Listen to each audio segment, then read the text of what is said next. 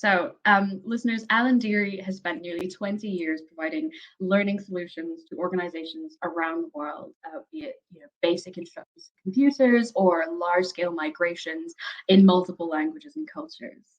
So, currently, he is a director at New Horizons London. So, Alan, could you tell us, like in your own words, a bit more about your role and what New Horizons offers in the education space? Yeah, absolutely, Hannah. So New Horizons specializes in the education space. Quite often that is working hand in hand with large organizations and companies across multiple regions and technologies. And the focus of our training is empowerment of the users. So it's not about listen and watch a PowerPoint slide deck for 8 hours. It's very much about getting the hands on the technology, working through with the students so they're leaving the classroom with practical real world skills as opposed to abstract cats and dogs databases. So that's very much Hmm. what we focus on, and we've delivered that through the UK and Ireland and literally around the world. We have training at the moment going on from Australia through to the US and many places in Ah. between. And we do that again with large scale enterprise, and we also do it with small individual companies where they're just looking to either train themselves up or to add a new skill to help address current issues or gaps in their knowledge. Brilliant. Thank you for that. And so, as I'm sure you're aware, recently a new UK law came into force which will make Internet of Things or IoT devices more secure. So, seemingly an important win for consumer protection, especially given that, tech and associated tech devices are just they're like an inescapable part of everyday life. But I'm curious to hear your thoughts about what businesses need to be aware of specifically with regards to particular issues or trends in cyber crime and security? Is device security one of these trends? What are your thoughts? Yeah, so like there's when it comes to IT security, it's something that needs to be done all the time. Like what I would recommend if I was talking to a company is to treat it a bit like manual handling or health and safety, and that it's something you do annually. You make sure all the staff are informed, and it's not just the techie side of it where you're going to have people trying to break into your business in some nefarious way with some guy in a hoodie sitting in a basement. That's not how it really works. Like in reality, what's happening now tend to be customized and focused endpoint attacks. So you've got people using a combination of methods, phishing where they're pretending to have an email or a profile different from what is actually being sent. Social engineering, working around the actual employees and trying to figure out the hierarchy of the organization so they can ask while pretending to be somebody else. They can ask somebody, to go into a bank transfer or for access to particular files. And there's lots of stuff which is coming into play now with more remote working to exploit the remote working and VPNs and ways that people can connect in remotely. So these are all, maintain being an issue or being a point of possible failure going into the next year. Ransomware is going to continue in perpetuity being a problem for organizations, and even where they have people very much siloed, there's now a double extortion which goes around with ransomware. Not only do they lock down your data, the threat is if you don't go and pay for the unlock, we're going to release your data. So it's not just where they were encrypting it before, now they're threatening to release it unless that ransom is paid. But the key to I suppose looking at it in the year is that it's always changing, and that organizations need to be aware that what worked really well last year doesn't necessarily mean it'll work great next year, and to be always reviewing their processes, their training, their staff, to make sure whatever they have in the way of policies and procedures and staffing and their IT technologies and everything that goes hand in hand with it is reviewed and is taken with I suppose the minimum amount of accessibility. So if people don't need access to something, if they don't need to have permissions to access or see some areas or some documents, lock it down to as much as you can. Would have always been the best policy in IT, minimum amount of permissions. I Um, see. Okay. So what I'm hearing is it's the challenge with cybersecurity is that it is so fluid. And I like what you said about thinking about it as health and safety. You know, we're used to as employees having to complete whether, you know, knowing where your fire exits are. And I guess it's similar knowing what your emergency procedure is in the result of a data breach, but also creating a culture where people are just aware of that security is could be embedded into everyday processes. yeah. Like when you look at it from a health and safety point of view, many organizations, be it that you're a supplier to that organization or you're within that enterprise organization, they require training and management of staff and their security and how they manage data and how they access that data to comply with ICO and GDPR guidelines, as well as compliance within organizations' own requests. And we've seen organizations where they've requested data protection and processes well in excess of GDPR requirements. Because again, if you are a large enterprise, and you're, hosting people's data, you have access, you're in a position of trust when it comes to people's data, their IP, or whatever it is. They want to know that a supplier to that organization isn't going to be, a weak chain in the link. And you'll see quite often, you'll hear of exploits, bringing it back to IoT, where people are able to get in around secure firewalls using things as niche as smart fish tank heaters, to Wow. get around Wi-Fi, and other security and other firewalls, where people have left these things exposed, and that mightn't be the IT department.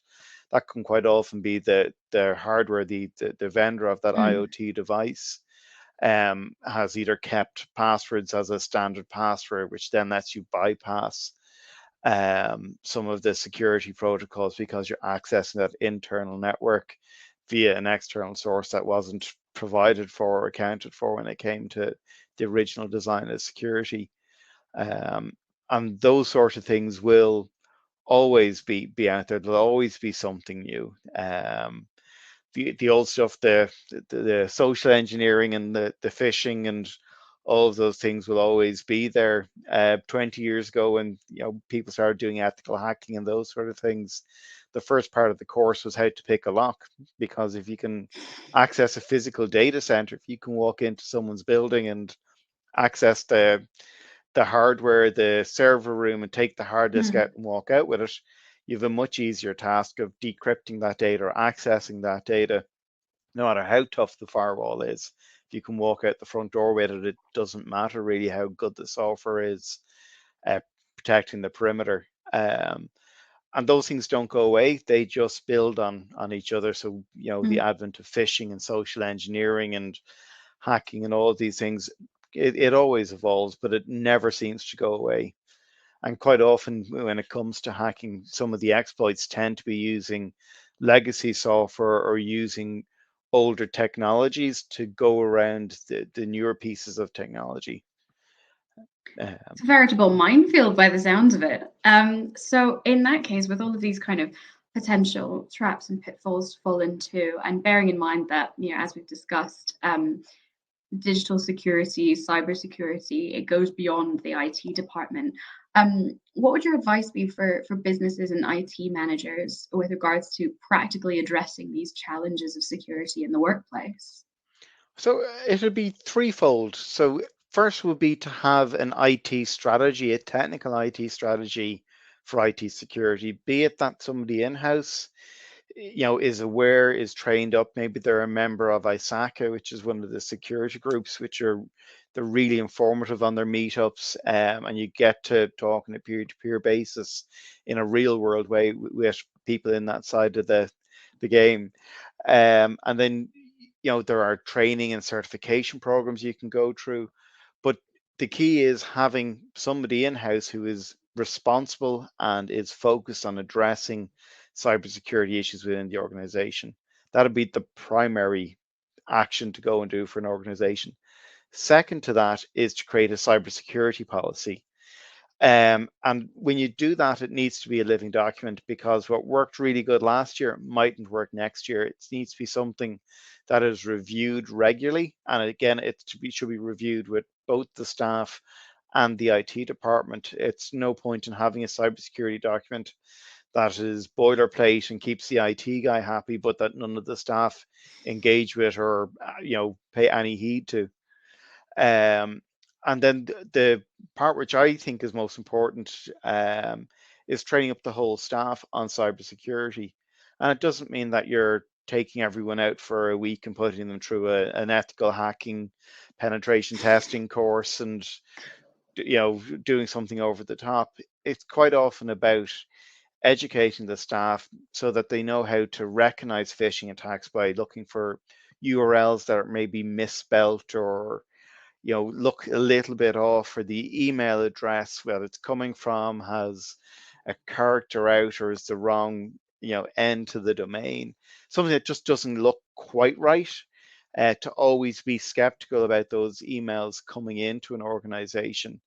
Like quite often where we've seen people having issues with stuff is it's looked like a legitimate email to reset your password, or somebody's trying to access this document to prove it in SharePoint, and it's actually going out to a third-party website, and they're just trying to get your Windows credentials.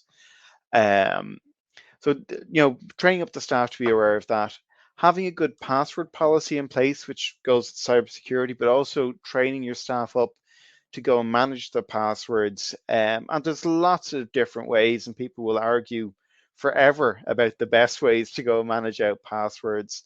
And there's some great websites out there that you can go and check to see if your password has ever turned up before.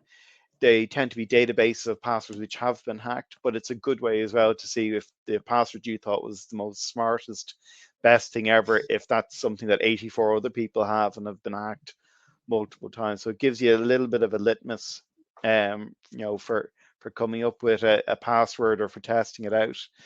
Another, one of the tips I was given years ago was to, pick a line out of a song that and to add or change it with characters, numerics or symbols, to help you, because it gives you the length of a password. You can also use your capital letters at the start of each word and change it in with numbers or symbols as appropriate in it that you'll remember. And it's a good way of getting a really long password. And again, there's websites out there which you can go and then put that password into to go and see how long it would take to go and do a brute force attack. And that's an attack where somebody literally starts at A and then it's A, and so on. You just literally sequentially going through every combination of characters. And the longer the password is, the more complex it is, the longer it's going to take for somebody to go and through that method get into it. Um, and again, if you've trained your staff on understanding those phishing emails, knowing what to look out for, they shouldn't enter their password into a nefarious website, which again is another level of security. And having things like, if staff notice that they start getting bounce backs in their junk email or bounce backs for emails they didn't send, to report that back up to IT, because that can be that the email has been compromised and that somebody's either pretending to be them or sending something as if it is from them. And these things are quite easy for people who are looking to do something illegal or untoward, for them to go and emulate an email address or emulate a company online, either by tweaking email addresses or by spoofing or pretending to be a particular email address or website. And there's lots of ways and means out there to go and do it.